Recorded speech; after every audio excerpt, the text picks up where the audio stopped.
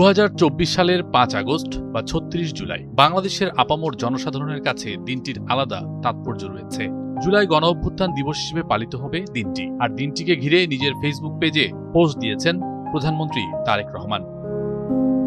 পোস্টের শুরুতেই আছে, স্বাধীনতা প্রিয় গণতন্ত্রকামী মানুষের জন্য 5 আগস্ট আনন্দের দিন, বিজয়ের দিন, গণতান্ত্রিক রাজনৈতিক অধিকার পুনঃপ্রতিষ্ঠার দিন। দীর্ঘ 1.5 দশকেরও বেশি সময় ধরে চলা ফ্যাসিবাদী শাসনের অবসান ঘটিয়ে আজ থেকে ঠিক 2 বছর আগে 2024 সালের 5 আগস্ট এই দিনে দেশের বীর ছাত্র জনতা এক ঐতিহাসিক বিজয় অর্জন করে।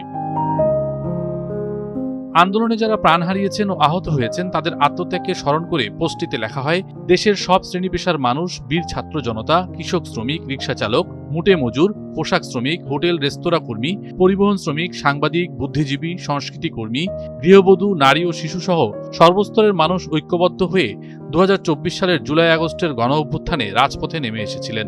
গণ অভ্যুত্থান দমনে মরিয়া ফ্যাসিস্ট সরকার রাজপথে গণতন্ত্রগামী জনগণের বুকে গুলি করে পাখির মতো মানুষ হত্যা করেছে, এমনকি জনগণের উপর হেলিকপ্টার থেকেও গুলি চালানো হয়েছিল। স্বৈরাচারের বেপরোয়া গুলি থেকে মায়ের কোলে থাকা শিশু পর্যন্ত রেহাই পায়নি।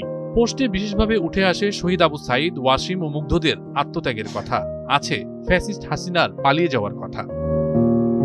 সব শহীদকে স্মরণ করে পোস্টটিতে লেখা হয়, দেশ ও জনগণের স্বাধীনতা, অধিকার ও মর্যাদা প্রতিষ্ঠার জন্য শহীদরা নিজেদের জীবন উৎসর্গ করে আমাদের ঋণী করে গেছেন। প্রতিটি শহীদ পরিবারের কাছে বাংলাদেশ ঋণী। এখন শহীদদের প্রতি আমাদের ঋণ পরিশোধের পালা।